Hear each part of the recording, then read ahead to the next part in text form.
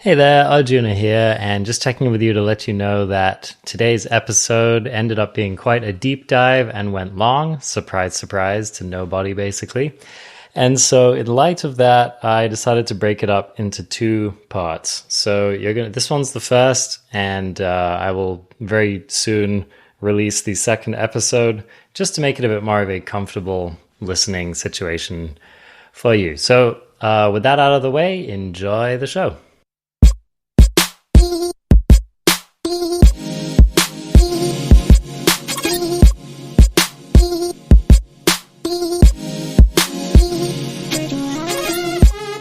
Welcome to a bonus episode of the ArenaCraft podcast, focused exclusively on Magic the Gathering Arena. My name is Arjuna, I'm one of your hosts, and we are not joined by Covert Go Blue tonight, but instead we are joined by excellent Monogreen streamer and brewer extraordinaire, Maxim Rint Salmin. How are you doing tonight? Hey, what's going on, guys? Thank you again so much, Arjuna, for having me. I'm glad to be back for sure.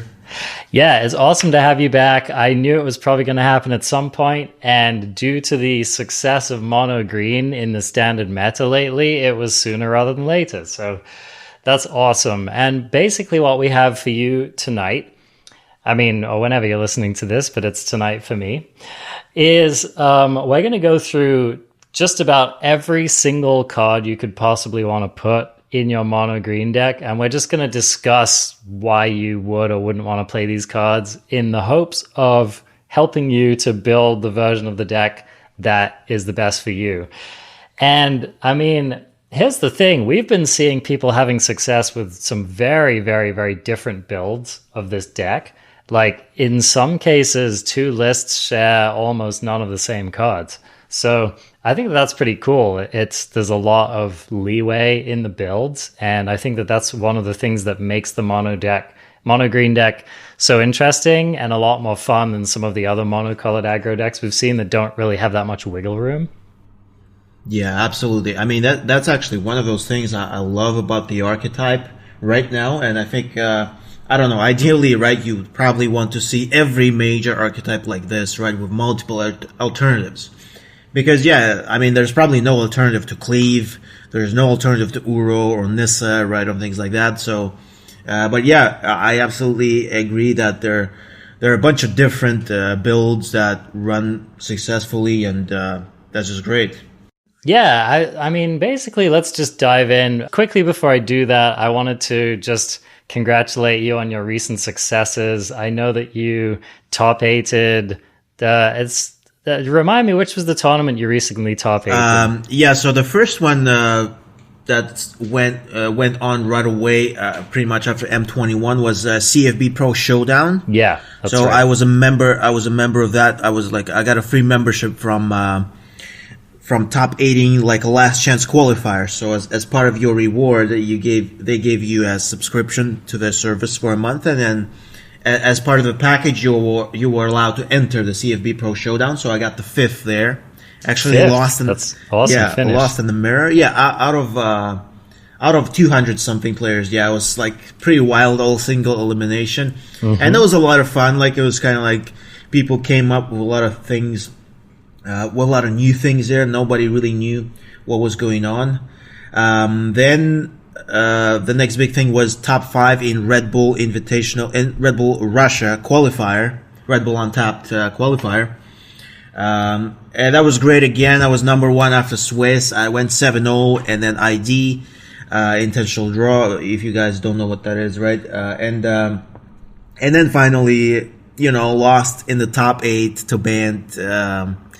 But honestly, to my mistake, I broke down the VOD later and saw, just messed up, guys, pretty badly. Should have played Lovestruck when I had the chance, but there was a Teferi. I had double Ceratops, and there was the new Teferi on board, right? So he's blue, and I was like, okay, let's get the Ceratops action in there. It's like, still, guys, save your resources. Play your haste creatures last if possible, unless you have a kill. But yeah. It's a lesson I've had to learn so many times with the shifting Ceratops. I'm like, that's not a 4-drop, it's a 5-drop, Yeah, just it play is. it like it a is. 5-drop. Or it's like it's so precious, actually, of a card, so valuable. Adding that extra attacker, adding trample haste is huge. And the final showing for me up to date was this Red Bull, another international this time, qualifier number 2. I went 5-3. Lost some pretty tight matches, 2 versus Timo Rek, and well, the last versus Rakdosak didn't matter. But yeah, it's a pretty tough tournament. So I went 5-3. Pretty tough tournament with a very small margin for error. You basically can only give up 1 round out of 7. And yeah, but we'll see this week and for a couple of weeks to come. So I guess the interesting thing is there's still, I mean, despite the standard being kind of stale, I think now you can really focus on, you know, the strategy, like the polishing your play and the strategies, because it's going to be locked in until the rotation pretty much, I'm pretty sure. And there's still like quite a few big tournaments to play, so at least these Red Bulls are going to be there. I think they're more than once. So this week and then in August. And so yeah, it's going to be interesting. Yeah. Well, all the more opportunity for us to just like help come up with the perfect Monogreen list, right? Yeah, pretty much. So here's what we're going to do is we've made a list of basically every card you might ever want to play in this Monogreen deck. And we're just going to go through all the cards and just discuss why you would want to play with them, why they're good or why they don't make the cut. Yep.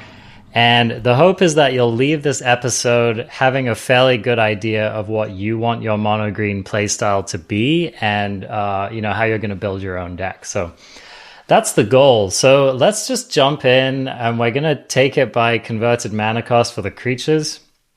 So let's jump into 1-drops. Now, there's basically one card which is one of the only cards that you just can't leave home without in this archetype, and it's Pelt Collector. Yeah, absolutely.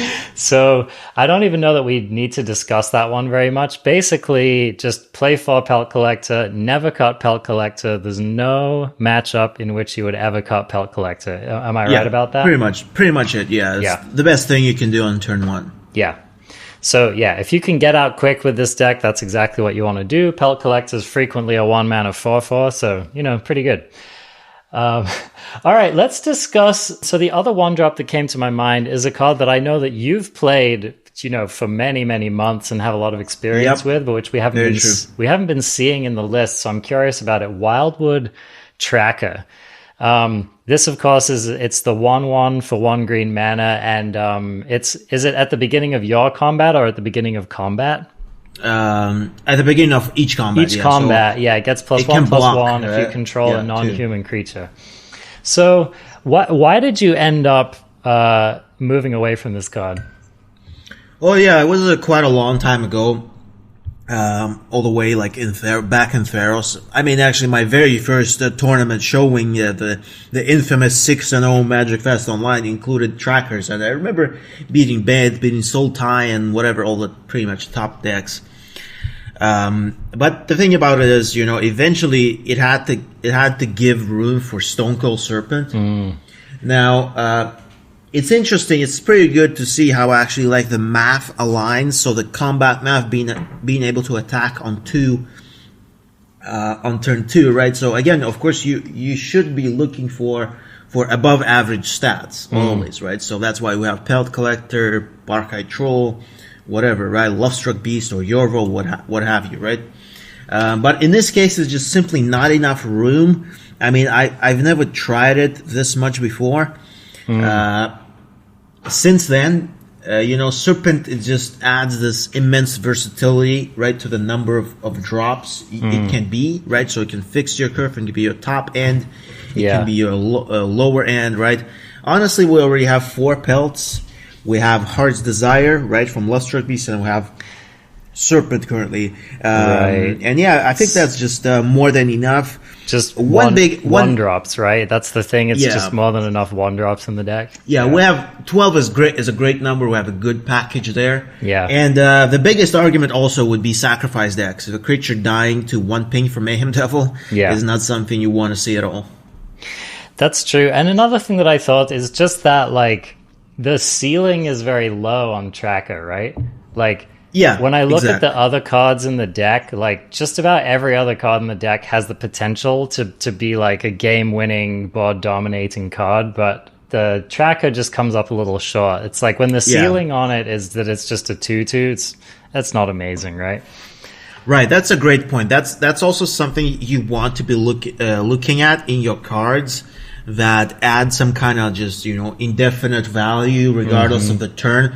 If you don't play your tracker on turn one, if let's say you have 4 pelt collectors, right? So you have a decent chance of getting one in your opening hand, and once you do that, your other 1-drops become just really become much worse. Yeah. So tracker already loses its value because it's best on turn one. Yeah. Other than that, not so much. Yeah, that's a great point. Okay, cool. So those are the 1-drops basically. Now, of course, there are other cards in the deck that function as 1-drops, but we'll get to those more in depth. Now, the 2-drop slot, this is, I think, where we see some of the biggest, the largest number of options in the deck. And Right, so I yeah. think a lot of times you can tell a lot about someone's intentions for their build based on what 2-drops they're running. Yep. So let's just go through these real quick. Barkhide Troll. This one's always been one of my favorites in the deck, and I don't think that I would run any version of this deck without Barkhide Troll.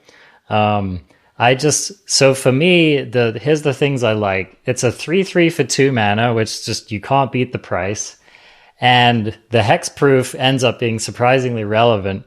And the ability to repeat the hexproof later if you put more counters on it with something like Vivian is just kind of an underappreciated part of the card.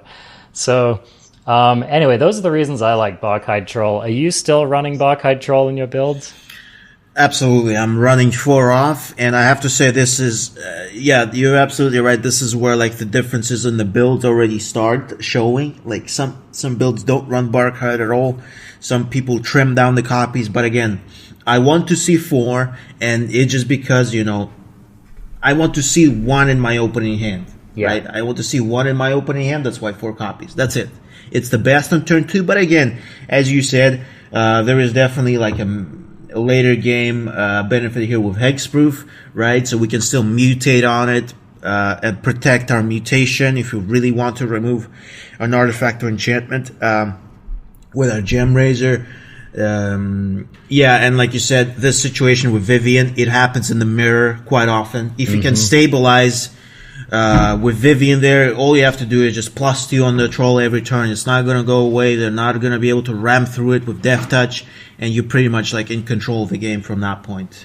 So, yeah, it's pretty powerful. It's just like it plays so nicely around Teferi, plays so nicely. Yeah, exactly. With any of our removal spells, it's like a solid it's like if you have it down and you target it with Vivian, your opponent can't really remove it to cancel the Vivian effect and stuff like that. So just, super solid card. I would definitely run 4 of, or at least 3 of in my list, Okay, this next one's a sideboard card, which has kind of been deprecated, Destiny Spinner.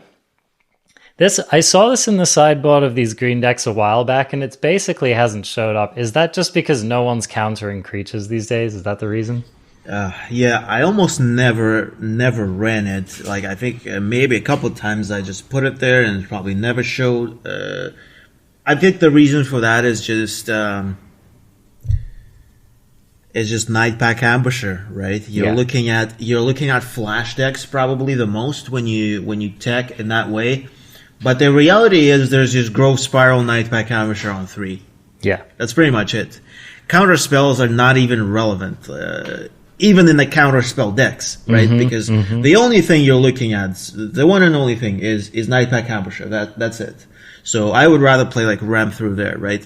Yeah. I mean, Ceratops is great, but I think Ceratops is more than enough also because Ceratops is gonna, usually for me, it replaces actually Questing Beast, right? So we are keeping the curve the same because again, right, you want to be aggressive versus flash counter decks. You want to have the 1-drop and the 2-drop, and the rest is kind of like preferably should be instant speed or uncounterable, right? Yeah. Destiny Spinner also gets countered herself. That's so true. It's not like a what was it called, a Serpapard, right? Yeah. That's a card that should be there. So I think that can't be countered also has to be built in your counter spell protection card as well, right? Because what good does it do if it just gets quenched on turn 2 in the same fashion, right? Especially since so many of those decks run Brazen Borrower anyway, right? So if they really need to get rid of it, they can, So or Ether Gust, exactly, right? So usually, as you can see, none of these things actually counter anything, right?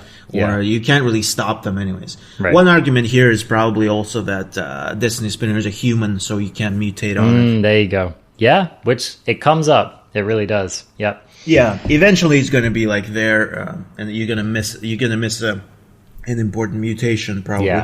Yeah. Okay, so let's move on and talk about Growth Chamber Guardian. Now, I think this is one of the ones that's been the most controversial. Probably, right. Some people just swear by it. Crokies has been jamming it lately in his lists. I personally, I think hate is too strong of a word, but I strongly dislike the card myself. I know that you have sometimes run it and sometimes not. So let's talk about what's happening there. Why would you choose to run it or not run it?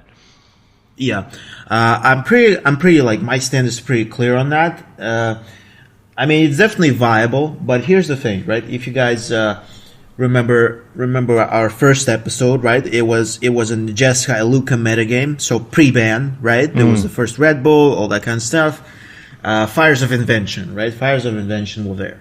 So for me, like the idea behind Chamber Guardian is that it allows you a turn 3 play, right? It's basically like a 2-drop and a 3-drop. I mean, kind of, right? Not a drop, you're not playing anything, but a 3-mana adapt, right? So it kind of depends on the number of your 3-drops. So currently I'm running 4 Lovestrucks, 2 Yorvos, and 2 Gem Razors, right? Gem Razor technically being a 3/2. And if that happens, and if you play on curve, let's say you play turn 1 whatever, right? Turn 1 Pelt, turn 2 Guardian, turn 3 Yorvo. Or you play Heart's Desire, Guardian, Lovestruck, right? Your Guardian is a 2/2, and it's already inherently worse, right, than a Troll, even than a Harpooner, and then even the Nessian Hornbeetle, right? We'll talk about it later. But and there you have it, right? You have no room to adapt. If you're curving 1, 2, 3, 4, you're probably not going to be adapting anytime soon, right? And your card is going to get inherently worse. If you have Vivian on 4, okay, that's kind of something. But again, right, it's like the creature is still average stats. So, and here's the thing, it's like it comes up a lot in these games where, let's say you use the Vivian on the Growth Chamber Guardian, you get another one, but you don't even cast it that game, right? It's because either your opponent, or you do and it doesn't matter, or you just win the game before that happens, right? So, But also, a very important point is, pre-ban, Fires of Invention was a must to answer, right? You had to run 4 Gem Razors in the main. Right, I'm pretty sure like that was the case. So that leaves us at 4 Chamber Guardians, and it was like, I think for me it was 3 Yorvos. So no Lovestruck, right? Gem Razor was not often always a 3-drop either, right? Because you wanted to hold on to it until they play Fires, until they play like whatever, Birth of Meletus, what have you, right? So actually, like, the reason for me was there to actually boost my 3-drop, to actually have a 3-mana play. I see. Now it's not. Now it's not needed anymore. Now we are back to 4 Lovestruck Beasts. Gem Razor is not a must, but I still love 2 copies in the main. I think it's important. Gem Razor doesn't have a good synergy with Lovestruck, so I wouldn't want to run 4 Lovestruck for Gem Razor probably ever, right? You can't mutate on the 1/1 human token, and you can't. I mean, mutating on Lovestruck is like an absolute must. Sometimes, it's like sometimes it's necessary, right? Maybe you desperately want to stop an ECD but you or don't something love like it. that. But for the most part, you never want to mutate on your Lovestruck. And there you have it. Basically, that's the explanation for me. Like, That's really good. I like that a lot, because I think a lot of people don't really think much about why you would or wouldn't include it over the other 2-drops. And I like the point you raised as well about like that matchup, especially the Luca matchup. There was so much attrition in the matchup, right? And there was so much like you didn't want to overextend. You really wanted to be very strategic about how you played into your opponent's stuff. And so, being able to have that mana sink instead of committing another threat to the board, I think was really relevant. But I agree with you. For me at the moment in the format, I wouldn't run it. I think we have better options. Just one final thing I wanted to say about it. Another thing that I've never really liked about the Growth Chamber Guardian is this deck, right? Like, and you've said this so many times. The goal of this deck is you want to pay the least amount of mana for the most amount of power, right? Yeah, right. And so Growth Chamber Guardian breaks that rule. First of all, it's a bear, right? Which is underpowered in this deck originally. And then you pay 3 mana to add only 2 counters to it, so that's underpowered as well. So you're just basically you're not getting the power for your money that you do for the other cards. So in order for it to be relevant, the attrition, you have to be winning attrition battles with it. And standard, it's just not so much about attrition right now. Yeah, right. So again, it kind of comes down to that Gem Raiser argument. Yeah. Let's say you had your Chamber Guardian on 2. Quite often you would have to just jam that Gem Raiser immediately. And Growth Chamber Guardian was a great target for that because you can adapt afterwards and get that extra upside on your Gem Raiser, and it felt really nice. But as of right now, I don't see it. I haven't really. I tried it maybe like once or twice. But I don't think it's actually not the game right now. Yeah. Okay, cool. So let's keep moving along here. Crawl Harpooner, which is a card which I've seen you adopt lately in your build. What are you liking about Crawl Harpooner? So this is Harpooner kind of started for me since actually post ban, right? Again, post ban. Fires of Invention were gone. This is where I already transitioned to Lovestruck Beast. This is where I cut 2 gem raisers. I brought Lovestrucks in, and for that very same reason, I took Chamber Guardian out, and I was just deciding right on what to play. And before M21, so post ban, but before M21, I had 4 copies of Harpooner. I was playing 4 Trolls and 4 Harpooners and 3 Syr Faren. Actually, we'll talk about that one later too. But basically that was it. The Players Tour showed the increase in popularity of Temur Reclamation. It never went anywhere, but it got even more dominant probably. And again, it was kind of the same philosophy. Harpooner, sadly, is the only flat 2-drop with 3 power, right? No conditions. Just you have 3 power for 2 mana. That's the only other thing except the troll. And that's, again, what you want to play, right? So is it I think some people think that the Harpooner is there to kill a Gilded Goose or to kill a shark, but that's probably not it, right? You probably just... Yeah, this is kind of marginal, right? It's not it's not the main point. It's if you could run 6 or 8 Barkhide Trolls, you'd rather just do that, right? I'm pretty sure, because also... 2 toughness is not ideal versus shock and stomp and flame sweep and things like that. So but again, this is probably the best we have to work with. Yeah. Okay. Yeah. I like that clarification because I just I think a lot of people look at the Harpooner and they try to get fancy with it, or they're trying to come up with reasons why it's good in the deck, and it's it's 3 power for 2 mana. That's it, people. That's it's pretty much it. That's the number one reason. It's if you can shoot down a goose, then sure, you feel good about that. But I don't think that's not the plan A, right? Yeah, absolutely not. Honestly, even versus Jund Sacrifice, I would be taking Harpooners out. There you go. Still, I'm taking them out. Yeah, it's there you go. If it doesn't happen game 1, it never happens. I would never rely on it or anything. Yeah. Because again, it dies to Mayhem Devil, right? And with 1 cat bounce, right? Yeah. Yep. Sack the cat, sack the food, harpooner's dead, right? That's it. Yeah, the toughness, that's the thing, man. And it, like, we're not playing a red deck, you know what I mean, is the thing. It's like these red decks play a bunch of these low toughness creatures because it's just, it plays with their game plan, but that's not, like, our deck doesn't do that as well. So, yeah. Okay, cool. Let's talk about the Nessian Hornbeetle. Now, admittedly, I haven't seen this one a lot, but I have seen it pop up in a couple lists, especially like a Garrick's Uprising list that I saw did pretty well at a tournament that was... right. Yeah, it was running one of my guys, one of my viewers. Say again? Yeah. It was one of my guys, a Russian guy. Oh, cool. Okay, Russian, awesome. One of my viewers too. He was like, "Yeah, I'm gonna just high roll a little bit here."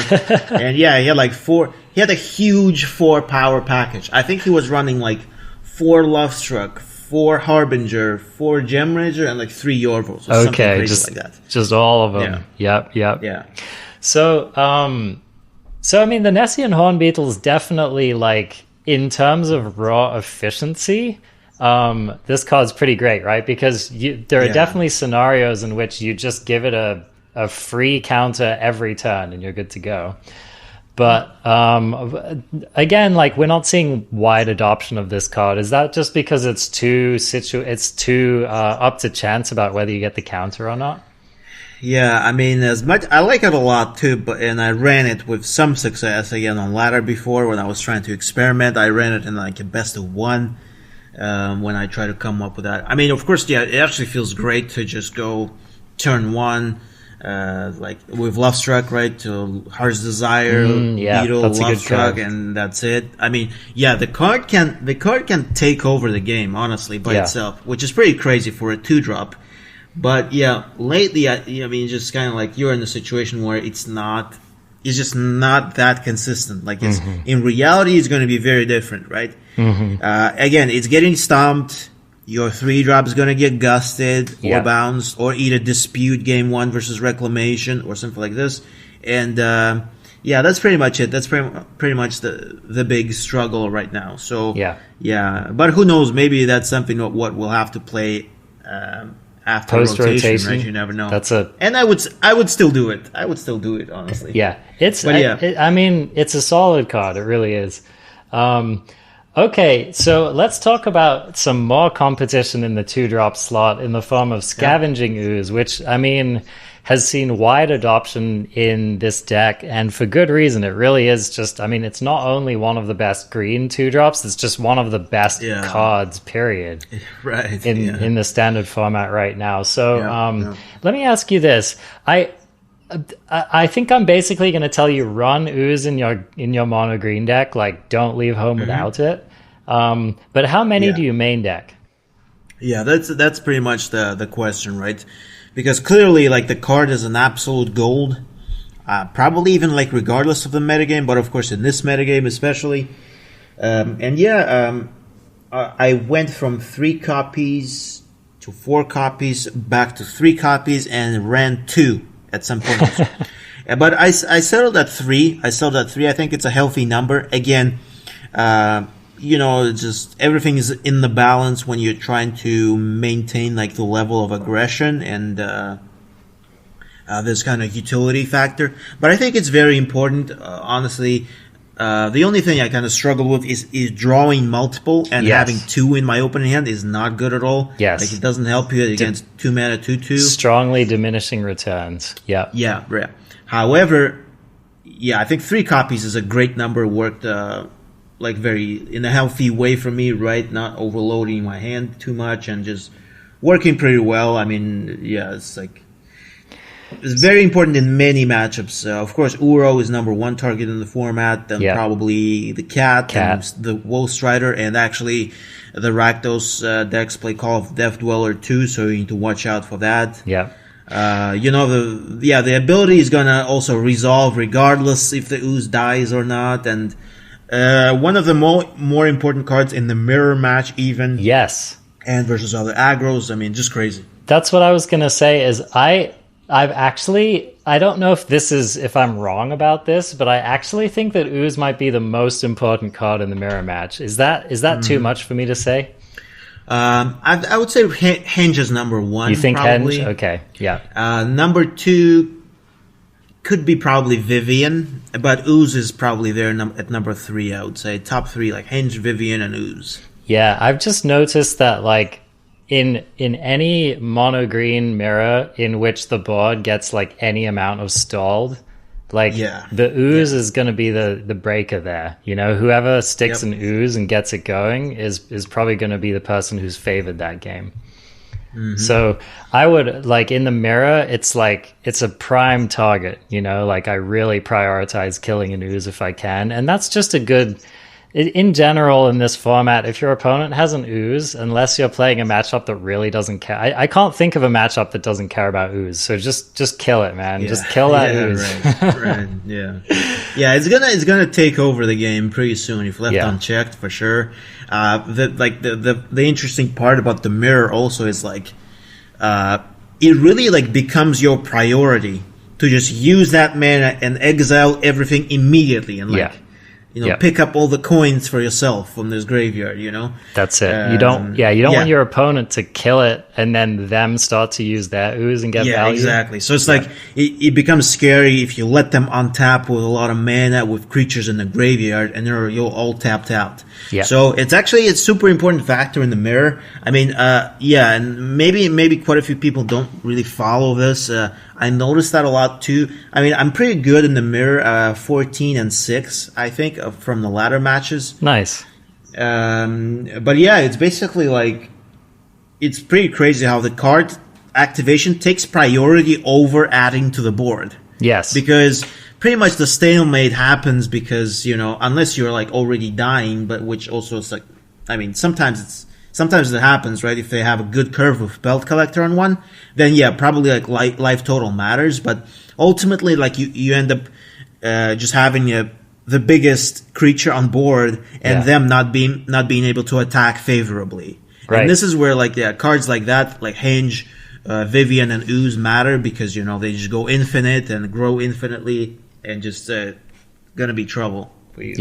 Yep, it's a big beef fest. Yeah, so definitely run, you know, I would basically just run 4 copies in the 75 and especially with, like, you know, sacrifice and stuff in the meta game, and then exactly run 3 in the main deck and try that out. Let's talk about Syr Faren. This is one that, you know, was kind of had a moment. It's fun in the sun with the Zvi Mauschwitz version of the deck, which was really kind of like the creature combo. But it's kind of been deprecated recently. Is that just because people aren't playing these giant growth builds anymore? Yeah, it's going to be rough. Like, immediately, I haven't tried it since M21. I haven't tried it. I mean, because Ooze came out kind of initially from the post-ban version, the Ooze replaced Syr Faren for me. And then, I, like, created another configuration. But I think one of the biggest things is going to be Joel Rail, probably.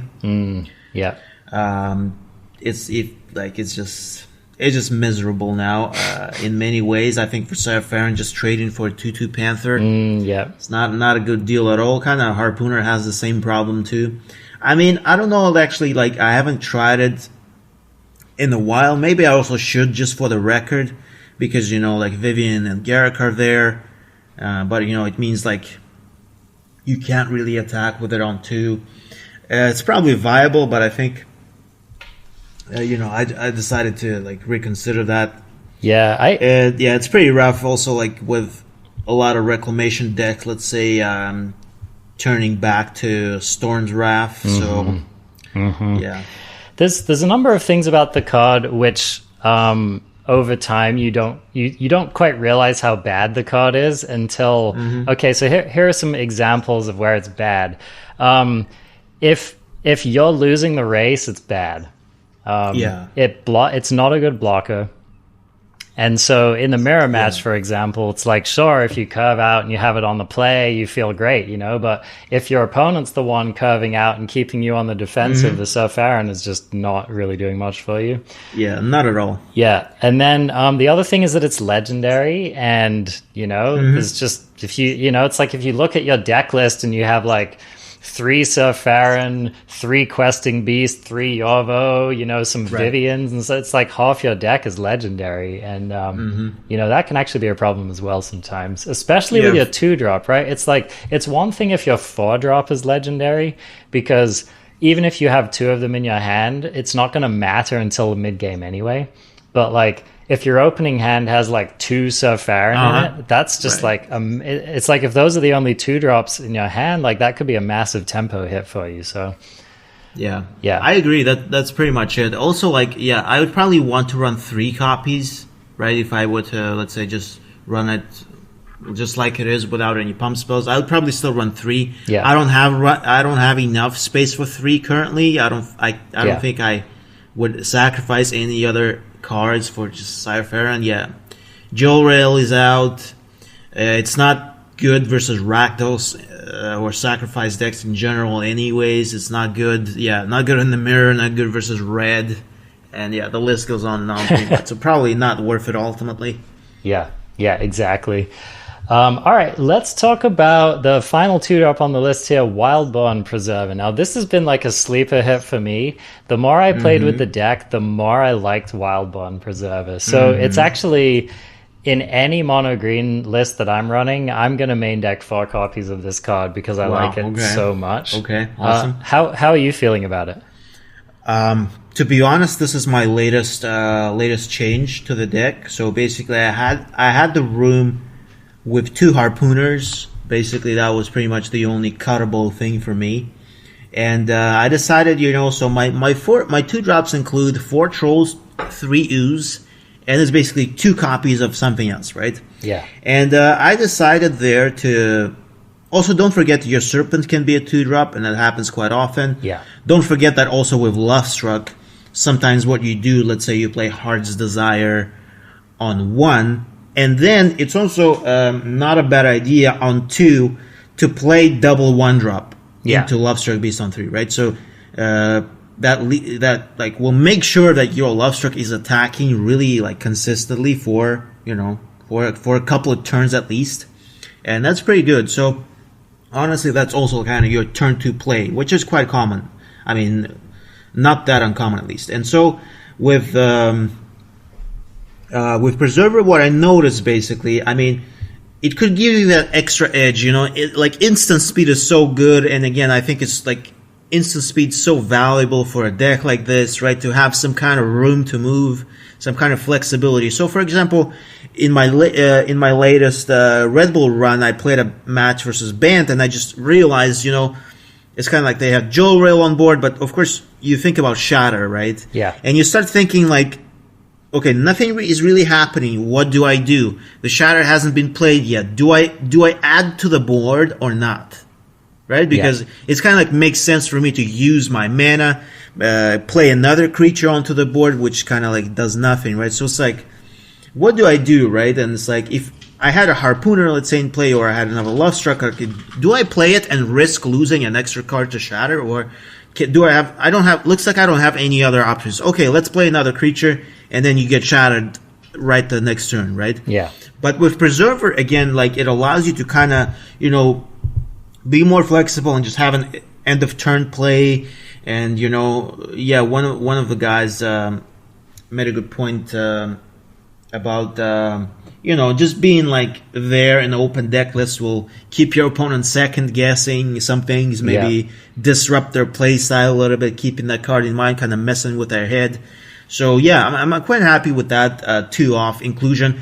I have to say the card is really good at the Monogreen mirror. Yes. Against another huge power play that's just gonna get out of control very fast. Yeah, especially like if left unchecked early, which is probably gonna happen.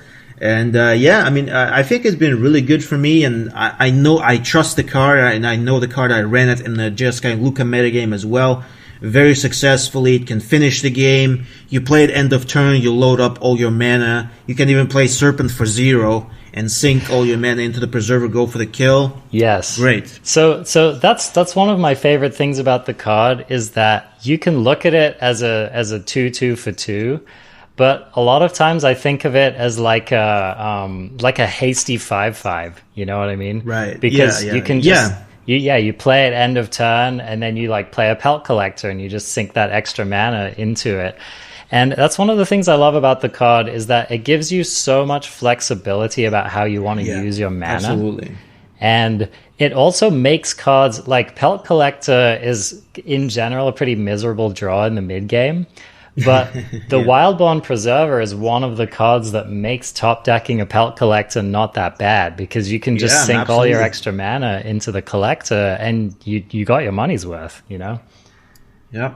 So yeah, I'm super high on the card, and I think especially like on the ladder, it's a really good card to have, because people aren't going to know your deck list, and then, you know, I've eaten so many like fervent champions with it, you know. That's a classic. Yep, and it feels so good. It's like if you get even one of your creatures, of course, attackers, you get a free card, free attacker for Embercleave. Yep. It's great. It's so good. So just, you know, think about, I mean, like people in high mythic are probably not going to make that mistake, but pretty much anywhere else on the ladder, you can pick up those those kind of free kills. So yeah, anyway, I love the card. I think it's great.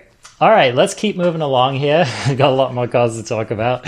Oh, yeah. So the 3-drop slot is actually not that many options in this deck. We've already discussed a number of them, but let's just go into it here. So Lovestruck Beast, of course, being a card which I know you weren't running this card for a long time, but it seems like you're back on it. Is that right? Yeah. Again, it's kind of like the same reason where you had to trim down several copies of Gemraiser, right? Gemraiser is not a must anymore with Fire's gone. Yeah. It was room. There was room to include a Lovestruck Beast. You know, aggro decks in general seemed to, you know, have a resurgence as well, and after the Fire's ban, and again, yeah, I mean, Lovestruck works for the most part. I mean, what can you say? A 3-mana 5/5 has to have a drawback, and so currently it's been doing well. Like that's all you can ask for. Teemo Reclamation is back to Storm's Wrath with popularity of green, I believe. So Lovestruck Beast survives that. Again, turn 4 Henge is only possible because of Lovestruck. That's going to take care of any aggro matchups. The card is really good, well positioned right now, very important. Hits for a lot. We have a decent number of activators as it is. I don't think there's anything else needed. So we got 4 Heart's Desires themselves, 4 Pelts and 4 Serpents. Pelt kind of being situational a little bit. Yeah, I mean, of course, like not ideal. You know, you want to play Pelt on 1, but sometimes you give priority to Heart's Desire. That's not great. But ultimately, I think it performs really well. And just the stats are really good all around. So let's talk about where it isn't good. So you'd said it's a pretty good beta against Wilderness Wreck, because, you know, it lines up well against Storm's Wrath, lines up well against Nightpack Ambusher. Basically, the only way that they can kill it really is if they're running Soul Seer, which not all of them run. Or if they double up on their spells, which is fine. That's a 2-for-1.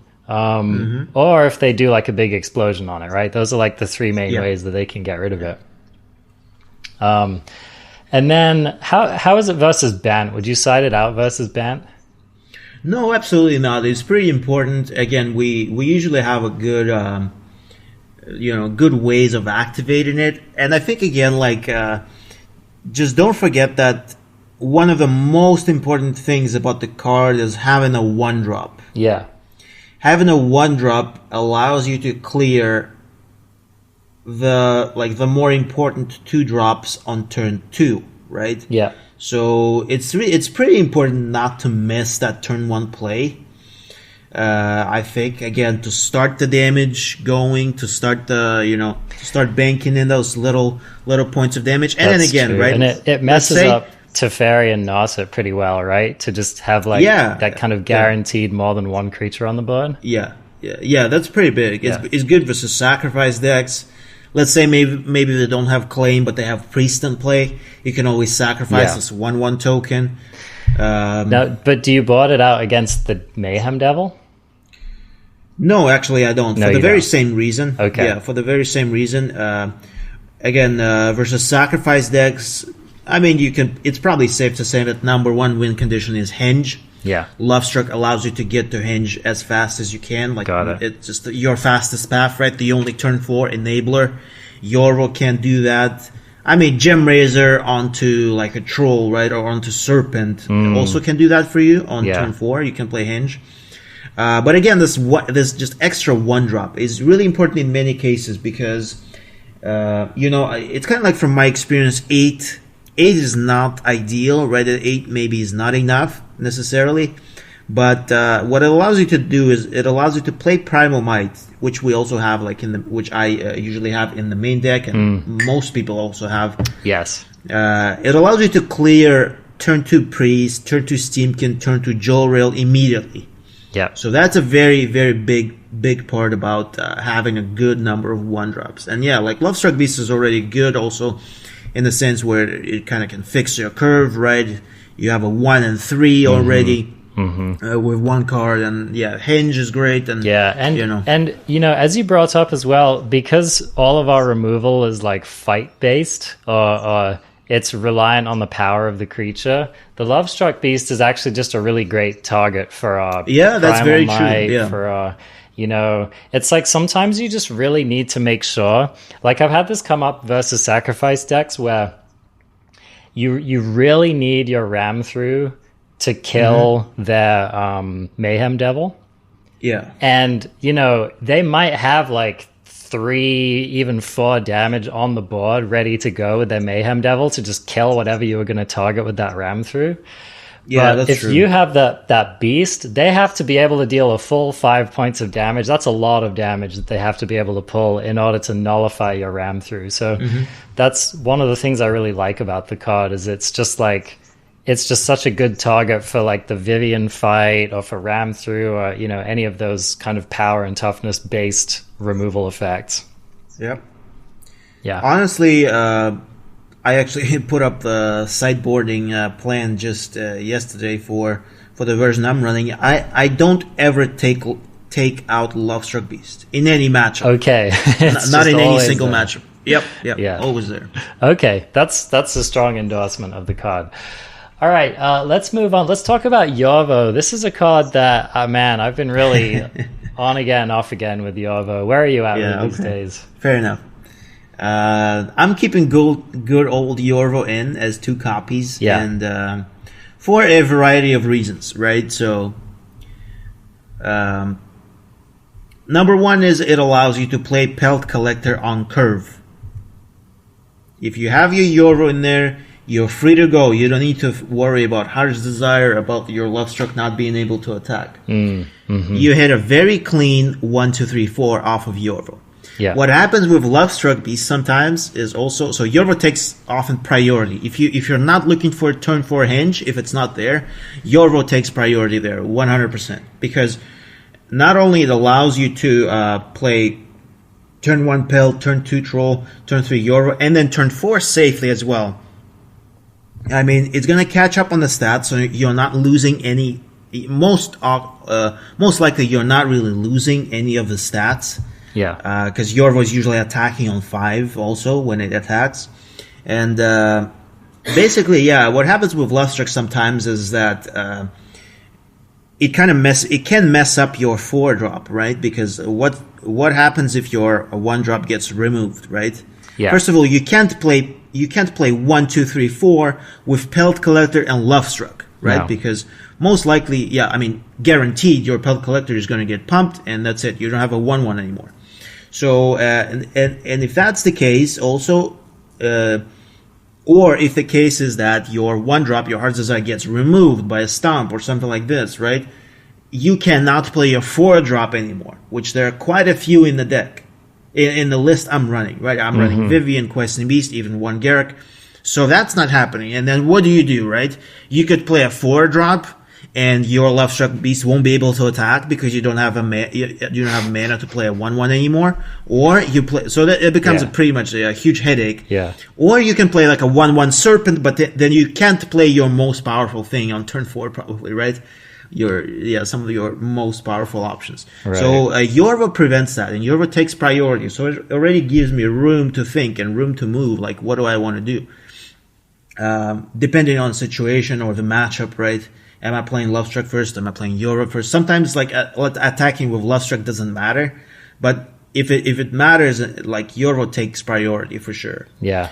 That's pretty much it. And of course, since I'm running 2 Gem Razors in the main, there's this combo. Just a blowout combo potential, right? Game 1, absolutely, you can get away with that. Yeah. Depending on the situation, of course, you have to be careful what kind of mana is untapped, who you're playing against.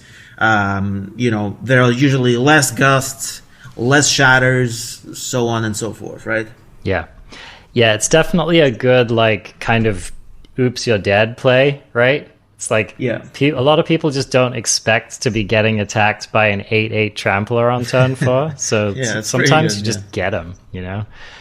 Yorvo definitely has its place for sure. Now, before we move on to the 4-drops, let's talk about Garrick's Harbinger, because that's a new card which has been added in the M21 set, and it hasn't been seeing wide adoption, but people have been running it. So what are your opinions on this card? I know a lot of people been advocating that and in favor of Yorvo, and in general, I'm not sold on it. I'm not a fan as of right now. It's pretty good. I would have to say, ultimately, Hexproof from black does nothing.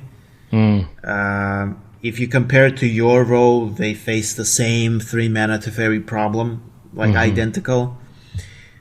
Getting your 2-drop dying to a Scorching Dragonfire, a 3-drop dying to a Scorching Dragonfire is not good. Yeah, that feels bad. Huge minus. Yep. Trading with Bone Crusher, not great. Yep. Yorvo usually becomes a 5/5 and attacks into it safely. And that's like, there's no synergy with Gem Razor. You're not getting any of the stat increase, nothing there. Yeah. And it's kind of like, that's pretty much it. I mean, honestly, I'm not worried about Sultai matchups. Similar problem with Sacrifice decks. Gets blocked by the cat. Who cares about your Hexproof? Whatever. Yeah. Claim the Firstborn. Same problem. Identical. Yeah. It trades with 2 Panther tokens from Joel Rail. Big minus for your 3-drop, I think. So that's pretty much it. I don't know. I'm not sold. I'm not a fan.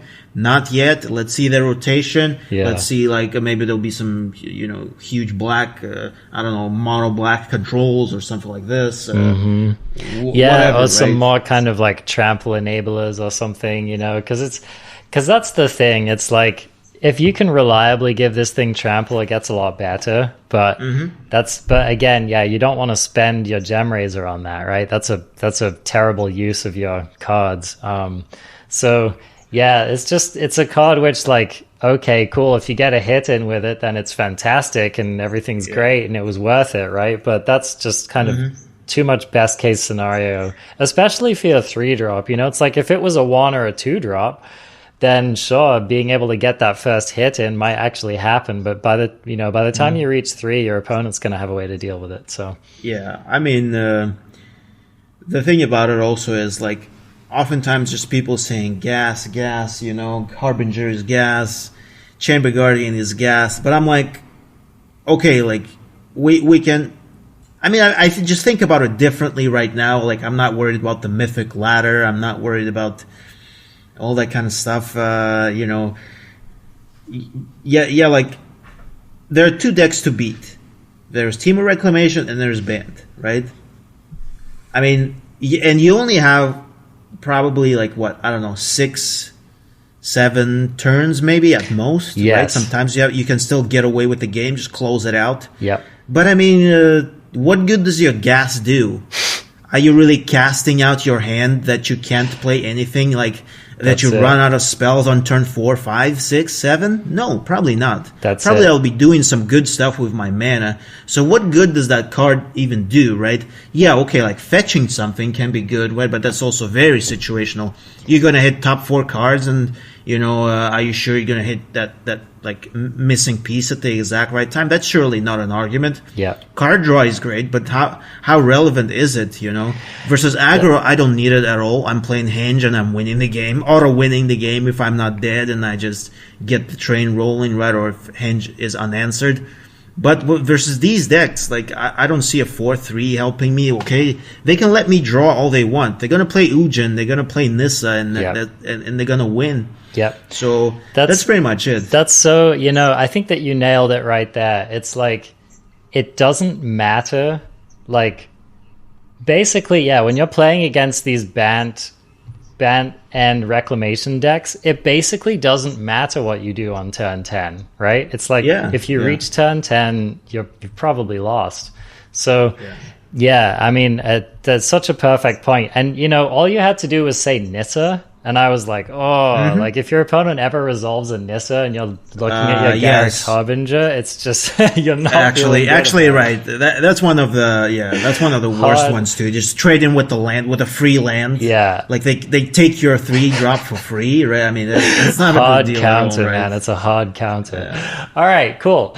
Let's keep moving along here. So in the 4-drop slot, honorary 4-drop, but it's really a 3-drop Gem Razor. We've spoken a lot about it, so we probably don't need to say that much more about it, right?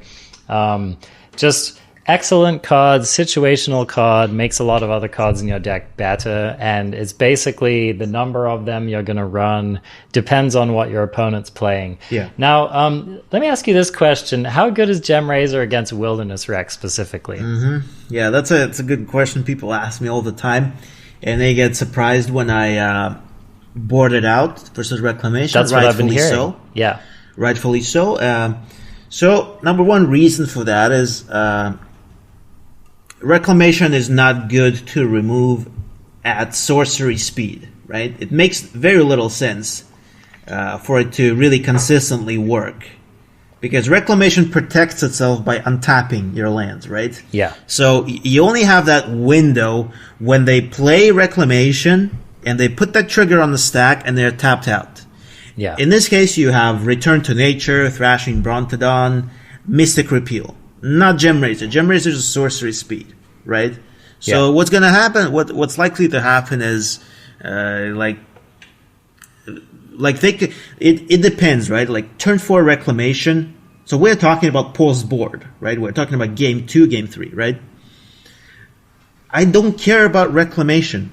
Ambusher is the worst card in the match officially, because Ambusher is an automatic win. I can let Reclamation hang in there, right? It's like, okay, if they have Explosion next turn, also next turn, right? So they're looking at their turn 5 when they're going to play Explosion, right? So there's already a window there where I can do something and maybe even close out the game.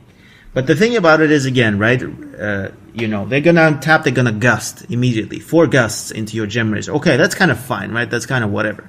But, I mean, it becomes a very different game at this point. Yeah. Turn 4, they're looking at Storm's Wrath. Turn 4, they're looking at Nightpack Ambusher. These are the cards I'm worried about. I'm not worried about Reclamation anymore at this point. Yeah. So, again, if there is a situation where Reclamation is not presented and I need to play on curve, like what do? Would you hold, like let's say you have no turn 3 play other than Gem Razor Mutate. Are you going to, okay, and let's say there's no Reclamation yet. Maybe, I don't know, like you're going first, right? And what are you going to do? You're going to not mutate and just wait for the Reclamation? That's suicide. That will never happen. You cannot give him a free turn, right? Yeah. Okay, you have to mutate with your Gem Razor onto something, and now you don't go as wide anymore. Now they can pick and choose, right? Now they just gust you 2 for 1. Yeah. And it's such a disaster blowout at this point, right? Yeah. So this is just my thinking. This has been like my thinking. Now, I also included, of course, the Reclamation as the number 1 deck, right, to board against, and I'm definitely playing Ram through there. And Ceratops too, for the most part, like still because of haste, right? Haste trample is pretty good. Yeah. It can be blocked by a shark, whatever. It's a kind of finishing touch. I'm keeping Vivian now because of Storm's Wrath as well. So there's like less room for me to move. Also, Reclamation is a nightmare. There are too many things to worry about. Yeah. I'm also keeping like, it depends, right? Open deck list actually helps a little bit there because you can see if they have whatever. If they're running Nissa now, okay, there's huge headache now because you have to answer everything because Reclamation plays Joe Rail. Reclamation could play Nissa and Elder Gargaroth post board and Bone Crusher post board. Like Reclamation is probably getting boarded out. So this is what I lost 2 matches to this kind of deck, the new animal. I've never seen it before. I've never seen it on ladder. I saw it for the first time in the tournament, and I had to readjust on the fly. And it was pretty clear to me they took out the Reclamations. Yeah. Maybe they also thought that they wanted to bait me into boarding in more Razors, right? That it's a classic thing, right? Yeah. Where Reclamation starts without the Ambusher, and versus control decks they bring Ambusher because the control deck is going to take out all the creature removal. Exactly. And then you have Ambusher. Yeah. So it's kind of a similar situation, but of course it was not a plan for me anyways. And basically, it becomes like Nissa, Joel Rail main, right? And Nissa sometimes main too. Yeah, you never know. But there's also Elder Gargaroth, which is a disaster as well. Very hard to deal with. Yeah, so it's like you have to keep Primal Might in there. Yeah. You have to keep Ramthru in there because of Ambusher. And then maybe it's not even Ceratops priority sometimes, so it depends. Well, if they're running crazy. A lot of Vivians, then the Ceratops isn't even that good, right? Yeah. I mean Nissa, right? Sorry, Nissa is what I mean. Yeah, exactly. Yeah, if they Joel Rail, Nissa, Ambusher, those are all very well matched against the Ceratops. Yeah. So and then Storm's Wrath too. Storm's Wrath, exactly. So there's just and again, some of these decks even run Soul Seer, which just one shots it. So and Soul Seer, so it's just like that. Yeah, these decks have gotten wise to the meta, man. They really have. Yeah, right. They finally learned to put Storm's Wrath in their deck, man. Sadly. Yeah, I know. We had that wonderful window, right? There was this wonderful right, time. A pretty long one too. I know. Yeah.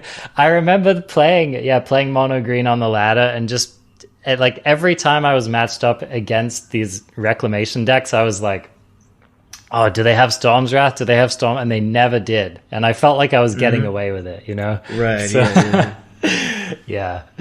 Cool. Yeah, well, that's a nice little primer. I'm sure we could probably fill a whole episode on just that one matchup, but yeah, very true. Anyway, so there you have it. Gemrazor, still a versatile card, probably stronger against Cat Oven decks, I would imagine. Absolutely, yeah. That's a 4-off for me. Yep. And also claim, giving your stuff trample, dodge and claim. It's perfect for the matchup. It really is. Yeah, absolutely. Okay, cool. Let's talk about we discussed shifting Ceratops a little bit. I think is there anything else that you wanted to add about that? I feel like probably better now against Bant than against Reclamation. Would you say that's true? Mm-hmm. I'm usually. So I have 4 in the main, in the sideboard rather, and I do bring it. I do bring 2 copies versus Bant as well. Mostly it's kind of like it's not a must. Versus Bant, you have to. I do take out Yorvos usually, and I bring 2 Ceratopses instead. But other than it's just there's so much to worry about now. Primal Might definitely takes priority. As well right now because you can deal with Nissa and Joel Rail early, but basically Ceratops has never been really like a panacea in his matchups. It's like whatever, right? It's just adding a haste creature is very nice though, and I do keep 1 in the sideboard for -5 Vivian as a 1-off always. That's except flash decks. Yep. That's a really, really good thing to note. It's one of the best gets with your Vivian ultimate. And it does come up. Yeah, for sure. And definitely, just like you were saying earlier, this is a card that you just have to be very careful with your sequencing, you know? It's Mm-hmm. like sometimes it's really better. Like you have 4 open mana and the only thing you can do is cast Ceratops. Sometimes you just don't cast it, you know? Because it's just, it's going to get ECD'd, it's going to get shattered, something bad's going to happen to it and you won't get that value out of it. Yeah, very true. Yeah. Cool. All right. And then let's talk about Occam Adversary. This is a card which was like, you know, coming in the mirrors for a long time, and I feel like people have been moving away from it. Is that what you've been seeing as well? Honestly, I moved away from it myself because I'm pretty sure, like, again, what takes priority in the mirror, and like, again, I kind of like established it really well. I beat mirror decks with turn 2 adversary, and I had none, and it's like, it doesn't really matter, honestly. The card can be used like in versus Temur Elementals maybe, which I haven't seen in a long time, stuff like that, right? Where they have Leafkin Druid Reef. That's great. It's great in this match, but it's not that common again. In the mirror, it's probably not necessary. I'm happy to trade Lovestruck or Yorvo for your Occam 1-for-1. Yeah. I'm all good with that. You know, what happens if I just play the troll and you don't have a ram through, or you have to burn ram through on the troll, right? It's like things like that. So I'm not like I did it also for a while where I ran like 3 copies, but it's just not necessary. And ultimately there are more important matchups to worry about. Again, Reclamation and Bant, the 2 decks you're looking at right now to beat. And Occam is probably no help in that because, again, they're not very... Like, they could play early Jolril, right, and that would be good, but it doesn't happen all the time. You can't rely on that, and you can't afford to sacrifice your 2-drop for a 4-drop. That's just too big of a difference. So, yeah, for me, like, it's not a necessity at all, not a must. I'm happy to let it go and play... I'm playing basically an additional Primal Might, an additional Ceratops, 4 Ceratops, and an additional Ram through as well. I think Occam is a classic example of a card where I'm not going to exactly call it a trap because I think it can still be fine in the mirror.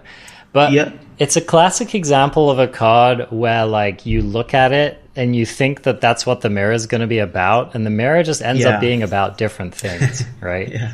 It's like, right, yeah, very true. It's like just because it's, you know, a card that gets better in the mirror, it's like what you really have to ask yourself is like, is a 2/3 Death Touch what I want in my deck? And, you know, it's like it doesn't line up favorably against Questing Beasts. Like you said, it doesn't line up favorably against your opponent just playing a Barkide Troll. It doesn't line up well against a lot of your opponent's 2-drops, right? So yeah, it's safe to say that Mirror is just pretty volatile in general. Yeah. If you can get your power play unanswered on board, you're probably going to win anyways. Exactly. Let's say you have an unchecked Henge, unchecked Vivian, unchecked Ooze, you're probably taking over. It's like you have to have a very specific hand to make your adversary really good. You know, it's like if your opening hand is like Pelt Collector, Adversary, and 3 Ram Throughs, then, you know, maybe you're doing things right. But it's like a lot needs to go right for a hand like that to actually end up being good. So, so just watch out for that, because I think this is, in general, it's so easy to look at cards like Gemrazor and say, oh, that's going to be good against Wilderness Wreck. Look at cards like Occam Adversary and say, that's going to be good in the mirror. You know, look at cards like Shifting Ceratops and be like, yeah, that's going to be great against, you know, any deck running blue. Let's bring in 4 of them. And it's like, you gotta really think about what's actually winning you the game, right? It's not necessarily what's written on the card, but like the way the matchup actually plays out. So see, it's honestly safe to say that the mirror is totally doable without adversary. That's pretty much it. Yeah, totally. All right, and then the final card here I wanted to talk about, you know, we didn't really mention Questing Beast much, but I don't know. Questing Beast, it's good. It's still good. It's still pretty good, yeah, just run some number of them in your deck and it'll probably be fine. I wouldn't leave home get you somewhere. Yeah, I wouldn't leave home without questing beast. Is that a good safe rule? Well, surprisingly, many people, from what I've seen, have been cutting. Have they been cutting them? Questing beast entirely, or trimming down the copies, going to 2. I think. I mean, I don't know. It's like. I think maybe what I would look for now is boarding it out a little bit more aggressively versus aggro decks. Yeah. So in my latest take on it, I think it's good to, and from my latest experience, I think it's good to trim 1 copy versus sack decks. You could trim 3 copies versus mono red, even all 3 copies. So I'm running 3. You could trim 3 copies even versus something like Selesnya and Mono White, where they have indestructible Doggy, Selfless Savior, and things like that. So other than that, I mean, any control matchup, any reclamation matchup, Mirror, Mono Black, something like Temur Clover, if anybody plays that. I guess people still do, honestly. That's pretty much it, right? It's a must. I think it's just huge. And it's one of those, like in the Mirror, it's one of those also.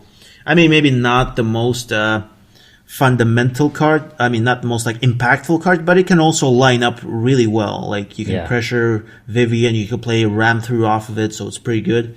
Yeah. Just a little bit more conditional, I guess.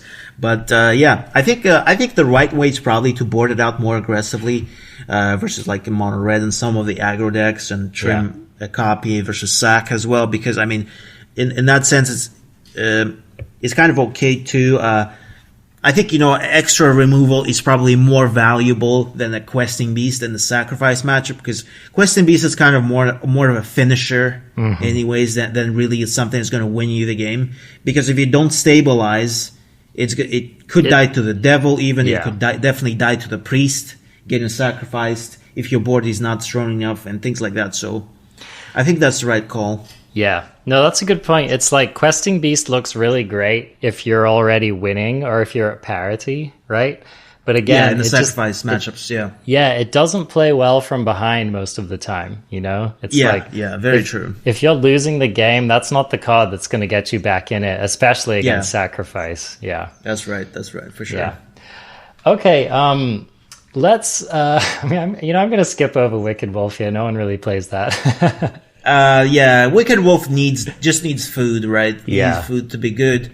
I experimented a while back with playing Goose, right, in the Korean metagame. Yeah. It was kind of okay sometimes, but it's probably not needed. Also, like you just have to load up on the Primal Might now, and that's kind of like everything. Again, is like very volatile. It's very kind of racy, you have to race, and you have to hope they play a tapped land on turn 2 or 3 at least, and skip one of their plays. It's kind of like that's the game. Yeah, you're right. I've come down on this. Some people were like, "Oh, run Wicked Wolf even without food. It's good in mono red. It's good in this. It's good in that." Yeah, that's fairly true. But I don't know. For me, I'm just like, I've just come down on, like, if you're not making food some other way, I really don't think it's worth it. I mean, it's a 3/3 for 4. It lines up so poorly against so many things. It's like when your opponent, like, kills your 2-drop with Bone Crusher and then plays that Bone Crusher on 3, and you're looking at your Wicked Wolf in your hand, and you're like, oh, this is really not it, man. Yeah, that's pretty far from ideal. I have to say that's very true. I mean, but honestly now, there's no need in that. Like maybe before, you could consider that. It could be good with Paradise Druid. But now you have Primal Might. The Primal Might is definitely the best fight effect you can have, honestly. That's it. And any one of your creatures can be the Wicked Wolf now, right? Yeah, very true.